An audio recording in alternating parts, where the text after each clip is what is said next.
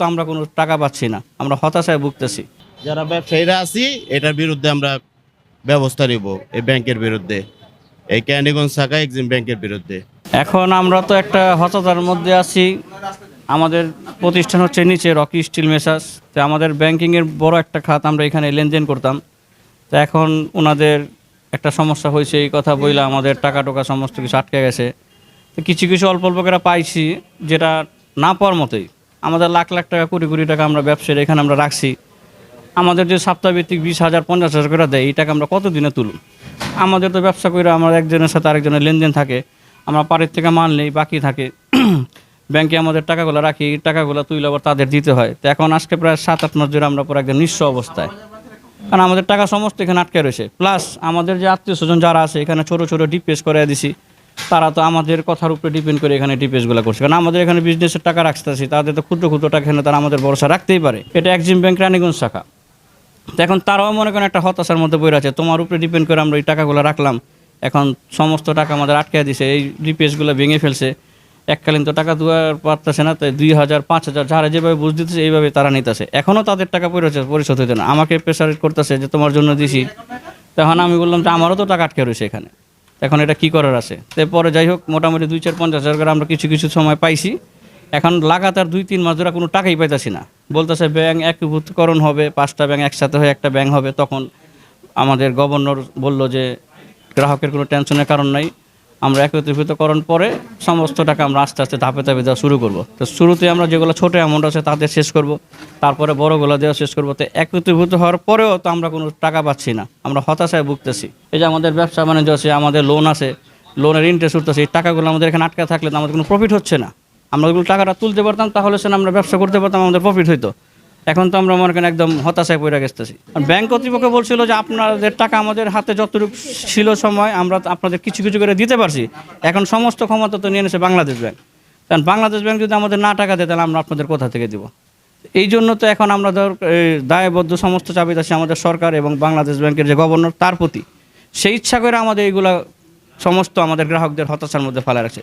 সে একবারে বলতেছে এই টাকা দিচ্ছি, আগামী সপ্তাহে টাকা পেয়ে যাবেন, এককালীন 2 লাখ টাকা পাবেন, তারপর আস্তে আস্তে ধাপে ধাপে থেকে এখন এককালীন তো কোনো টাকাই পাচ্ছি না আমরা। ওনারা টাকা দিতে বলে বলে যে টাকা দিচ্ছি বসেন, এইগুলা বলে 2 দিন পর করে আমাদের বাগায় দেয়, কোনো টাকা পয়সা দিতেছে না। এখন এটা কি করবেন, এটা সরকারের যা ব্যবস্থা নেওয়ার নিতে বলেন, নাহলে আমরা এখানে যারা ব্যবসায়ীরা আছি এটার বিরুদ্ধে আমরা ব্যবস্থা নিব, এই ব্যাংকের বিরুদ্ধে, এই ক্যান্ডিগঞ্জ শাখা এক্সিম ব্যাংকের বিরুদ্ধে। প্রায় প্রায় আসি, কিন্তু টাকার কোনো হদিস নাই। আমার তো বলছিল যে আমার 1.5 লক্ষ টাকা পাস হয়েছে, 10 দিন আগে আমার দিচ্ছে 50,000, বলছে পরে 3 কিস্তিতে দিয়ে দিব টাকা। আজকে বলতেছে যে টাকাটা এখন পর্যন্ত ক্যাশ হয় নাই, 3বার দিয়ে বলছে। আমি তো অনেকদিন ধরে আসা যাওয়া চলতেছে, 5-6 মাস হয়ে গেছে। টাকাটা পাস হয়েছে গেছে মাসে, এই 2বার আসলাম। আজকে বলছে একটু বসেন, টাকা এখনো এই করতে পারতেছে না, বললো এটা আর কি। 23 সালের থেকে লেনদেন তো তখন ভালো ছিল, ব্যাংক লেনদেন করছি। তো এই লাস্ট 1 বছর যাবত আমার অনেকগুলো টাকা এই ব্যাংকে আটকানো, তারা কোনোভাবে লেনদেন করতেছে না।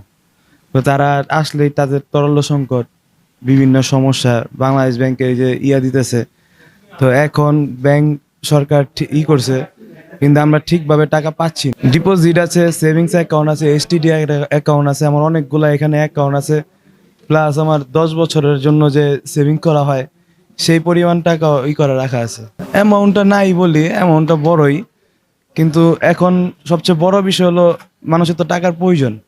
তো আমারও একটা যে কোনো সমস্যার কারণে, আমার বাবা অসুস্থ, সে হার্টের রোগী, এবং ডাক্তাররা বলছে তারে খুব দ্রুত চিকিৎসা আনতে, কিন্তু আমার অলমোস্ট টাকা এই ব্যাংকে, আর আমি টাকাটা পাচ্ছি না।